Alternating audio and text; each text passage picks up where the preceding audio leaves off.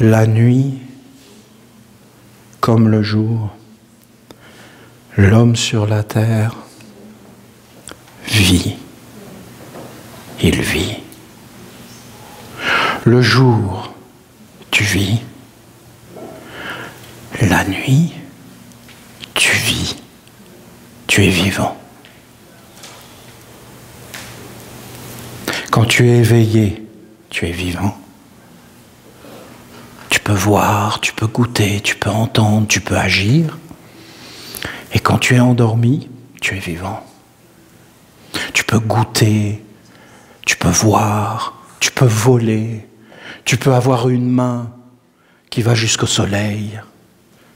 Tu peux entrer dans des mondes, tu peux comprendre des choses extraordinaires, que quand tu reviens dans ton corps, tu sais que tu as compris des choses, mais tu peux pas t'en rappeler.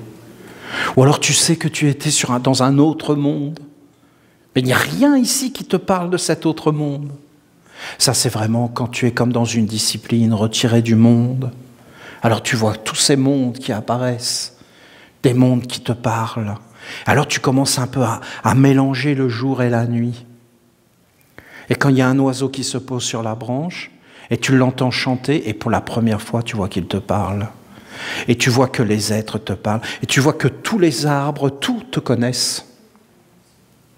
Et dans le fond, ils voudraient t'aider.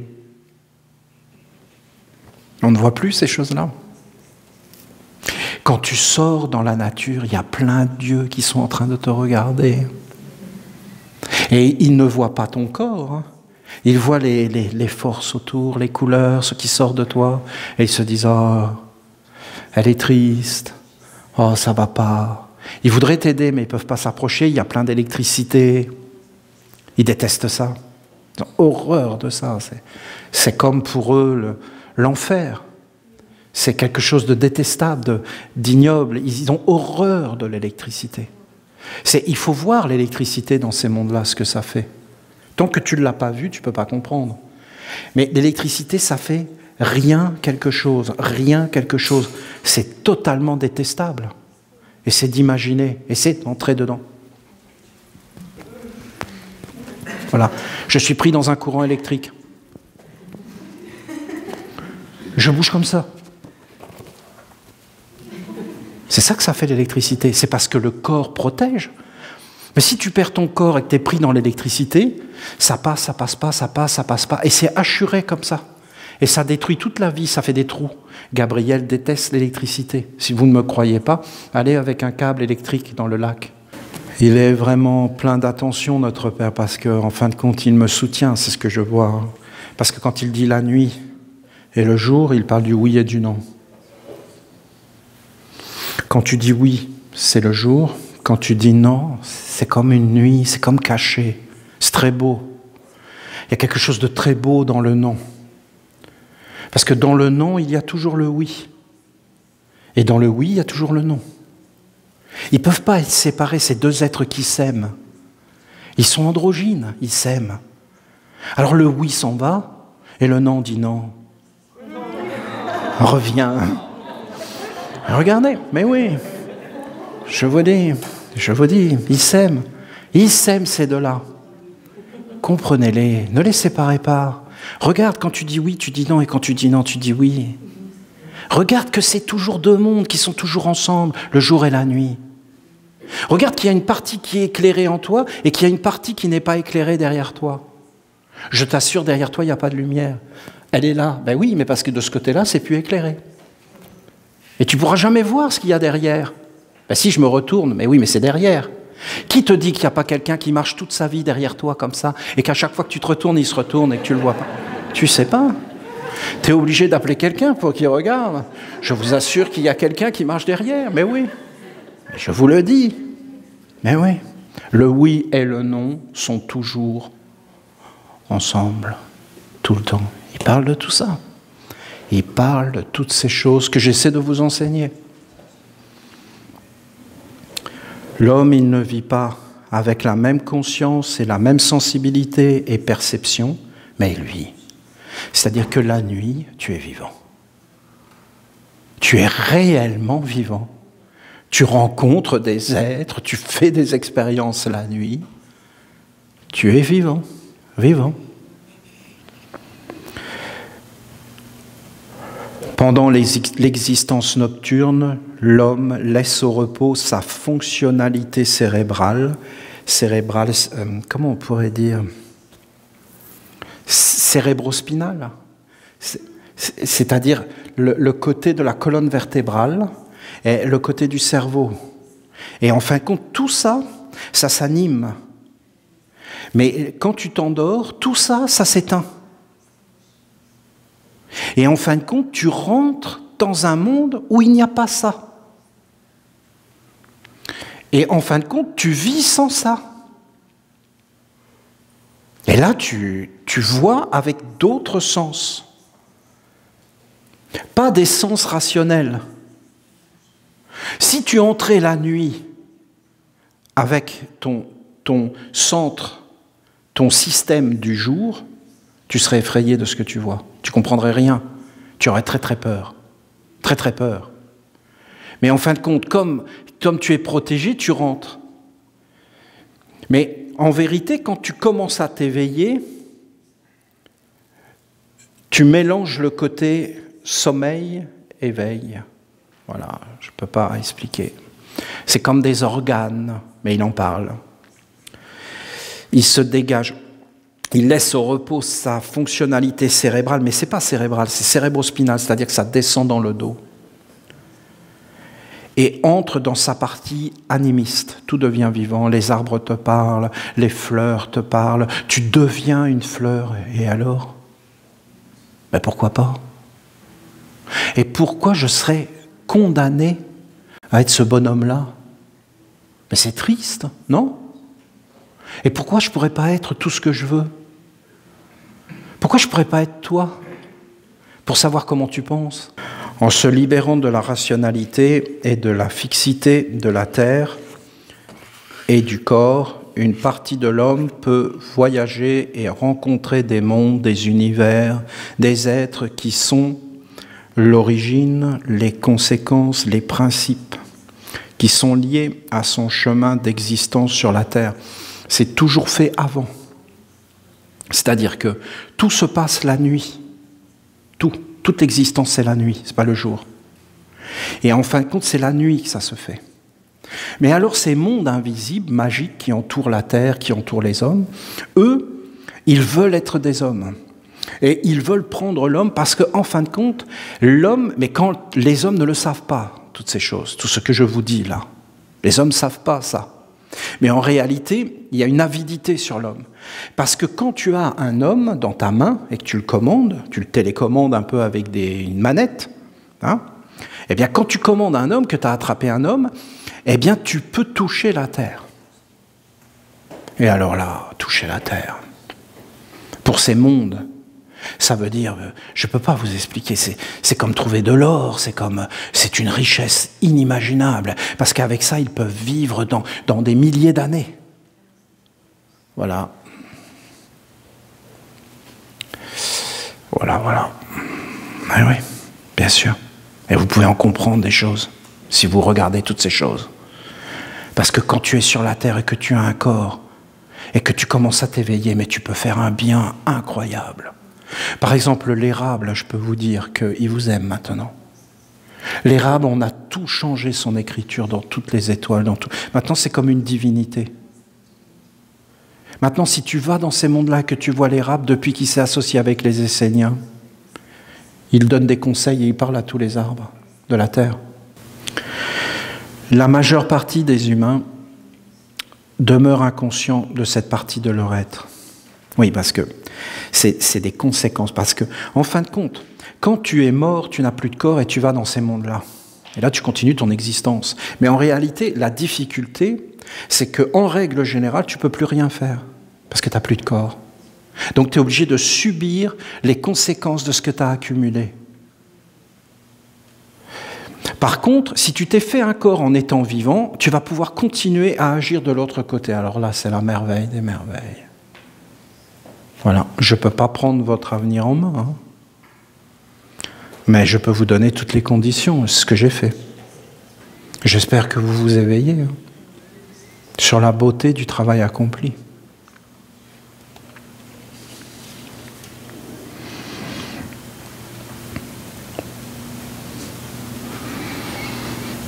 La majeure partie des humains demeurent inconscients de cette partie de leur être parce qu'ils se sont fait voler. Ce monde magique de l'eau leur demeure fermé. Non pas qu'ils n'y vont pas, mais ils sont inconscients car ils n'ont pas développé les organes qui permettent d'entrer à l'arrière du décor de leur vie pour en contempler l'ésotérisme et en découvrir la sagesse. Il faut être très fin, faut être très aérien, faut pas avoir peur, faut être très subtil, faut être dans une grande confiance si tu veux entrer dans ces mondes. Si l'homme ne vit que dans la conscience du jour, alors ce sont uniquement les organes qui permettent d'appréhender cette réalité qui vont se développer.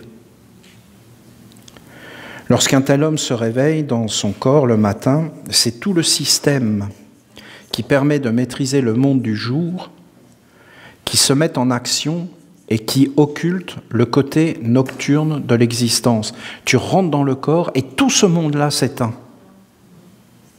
instantanément. Et même t'empêche d'avoir la mémoire. Parce que c'est des mondes qui sont autour, c'est pas à l'intérieur de toi, hein, c'est autour de toi. Et notamment dans la colonne vertébrale. Et vous avez des centres ici, derrière la nuque. Et dans la colonne vertébrale aussi, beaucoup de choses.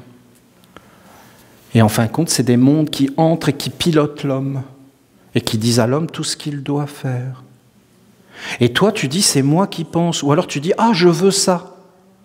Mais si tu étais pas clairvoyant, mais si tu voyais dans l'eau, tu verrais en fin de compte un esprit, une forme. Alors tu pourrais voir une couleur, tu pourrais voir... Et si tu es vraiment que tu vois, tu vas voir un esprit, un être, une entité qui te dit de faire la chose. Et toi, tu bouges. Lorsqu'il s'éveille dans son corps, tout de suite les organes qui sont vivants.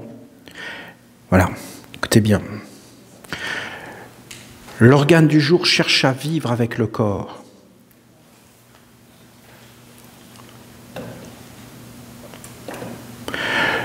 Le côté nocturne est pourtant toujours présent et agissant, même lorsque l'homme est éveillé dans son corps, mais il ne le perçoit plus, comme il ne perçoit plus les étoiles lorsque le soleil est à midi. Mais si tu rentres dans un puits et que tu regardes, tu vas voir les étoiles en plein jour.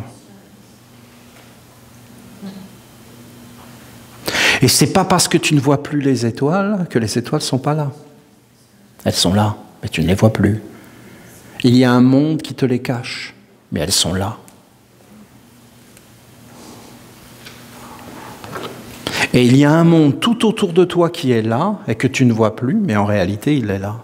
Mais peut-être que tu ne l'as pas vu. Parce que quand tu dors, quand tu rentres dans ton corps, ça s'éteint. Voilà. Vous savez, ces enseignements-là ne sont pas pour tout le monde. Hein. Parce que tu peux vraiment devenir un peu fêlé si tu rentres dans ces mondes-là sans être préparé. Hein. Parce que dans ces mondes-là, il y a tout et n'importe quoi. Hein. Il y en a plein qui se sont mis à voir Dieu, à dire voilà, je suis Napoléon, mais ils y croient vraiment. Et commencent à se balader comme ça. Bonjour Joséphine. Mais je ne m'appelle pas Joséphine. Non, tu ne le sais pas, tais-toi maintenant, tu t'appelles Joséphine et je vais t'expliquer pourquoi dans 5 minutes. Hein? Et donc, et voilà, et ils y croient vraiment. C'est des mondes qui sont spéciaux. Hein? Il faut être entraîné et préparé pour les traverser. Et tu as tout qui sort dans ces mondes-là. Donc si tu as des choses, même qui sont cachées, elles peuvent apparaître. C'est comme quelqu'un qui se met à boire de l'alcool, il est tout gentil et tout ça, puis il se met de l'alcool, il boit de l'alcool, et puis là, ouah, youhou!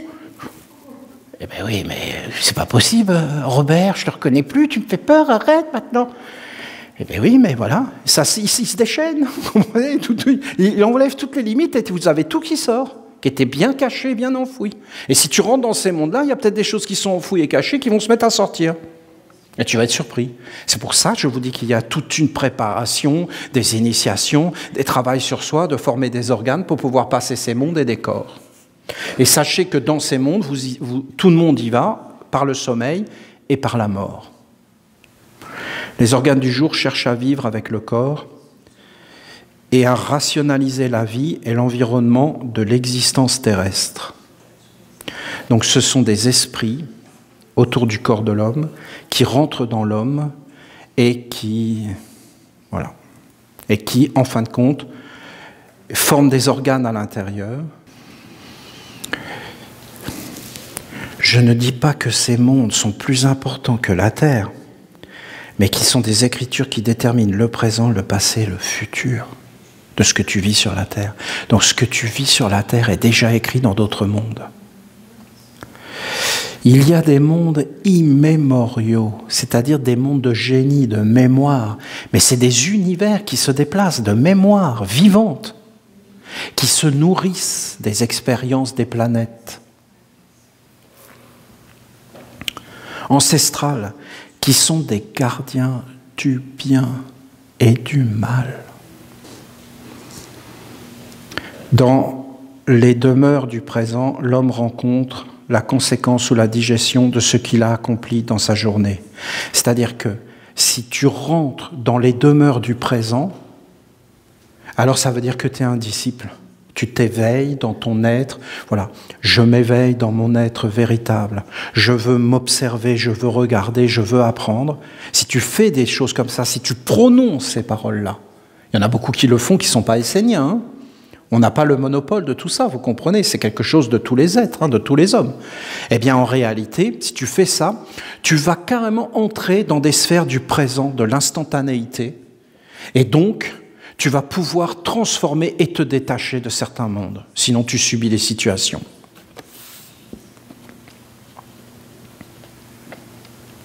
Ainsi, il peut s'éveiller et peut-être, à travers la connaissance magique des images oniriques, acquérir un trésor de sagesse qui lui permettra de briser le charme de l'éternel recommencement des mêmes expériences qui n'enseignent rien de précieux.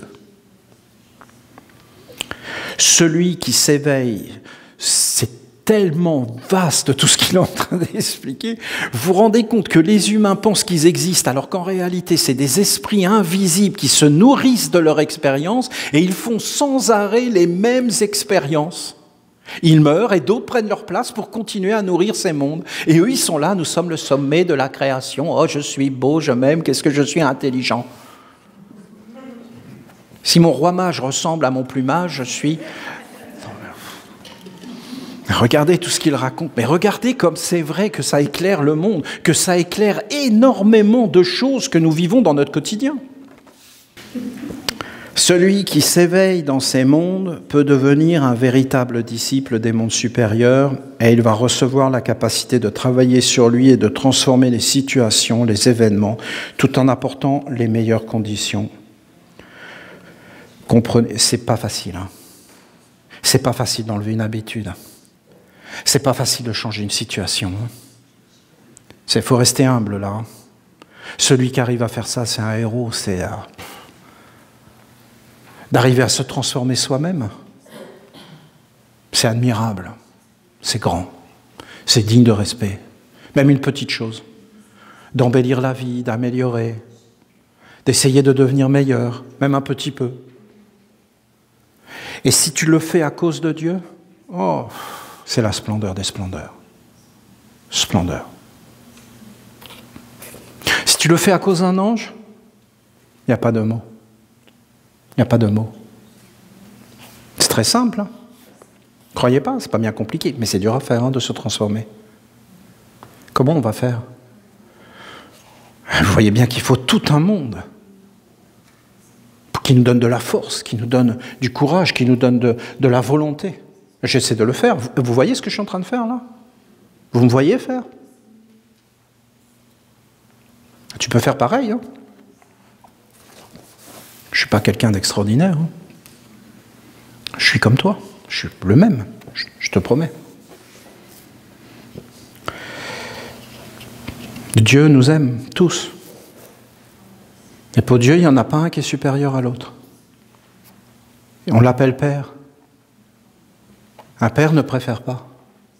Une mère ne préfère pas. Il y a des petites choses, hein, voilà. Mais en réalité, on se raisonne. Alors Dieu, bien sûr, lui, il n'a pas à se raisonner.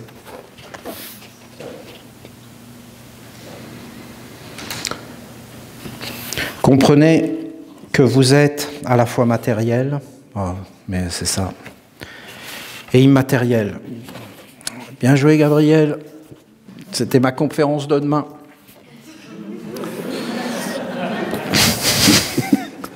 Et voilà, coiffé au poteau. Si vous voulez ne plus être fractionné, on est fractionné. On est une moitié de quelque chose. Donc on est malheureux. Et on n'est jamais rassasié. Et on ne trouve jamais le complément. Donc on est toujours dans la frustration. Il va falloir le dire à un moment donné, non? C'est pas facile d'être une moitié. Alors on cherche l'autre moitié pour s'emboîter, ça c'est l'histoire. Mais on ne peut pas la trouver, puisqu'en fin de compte, elle n'est pas dans le physique. Parce qu'en réalité, notre moitié complémentaire, on va la retrouver la nuit. Et si vous voulez voir un magnifique film qui s'appelle Lady Walk, hein, si vous voulez, après il y aura une série cinéma demain, eh bien, si vous regardez ce film, c'est un film passionnant, qui est l'histoire, en fin de compte, d'un couple maudit, qui sont le jour et la nuit, et ils se transforment en animaux, ils ne peuvent jamais se rencontrer, mais ils peuvent se voir au moment où le soleil se lève et se couche. Et ça, c'est des anciennes légendes qui parlent de ça. Il y a beaucoup de monde qui parle de ces secrets, parce que ces secrets ont été connus par nos ancêtres. Il y a beaucoup d'êtres qui captent ça, qui sont sensibles et qui captent ces choses. Sachez que vous êtes autant vivant le jour, la nuit que le jour. L'existence nocturne est vitale, primordiale, car c'est en elle et par elle que s'opère la magie des influences créatrices qui gouvernent le monde du jour. Le jour manifeste ce qui a été écrit la nuit dans le cachet, à l'image de la parole qui révèle ce que contient le silence. Ce monde est plus subtil, plus fin, plus malléable, car c'est lui qui permet à la vie de toucher le corps et de l'animer. S'il n'y avait pas ce monde nocturne tout autour de nous, la vie ne pourrait pas entrer dans le corps.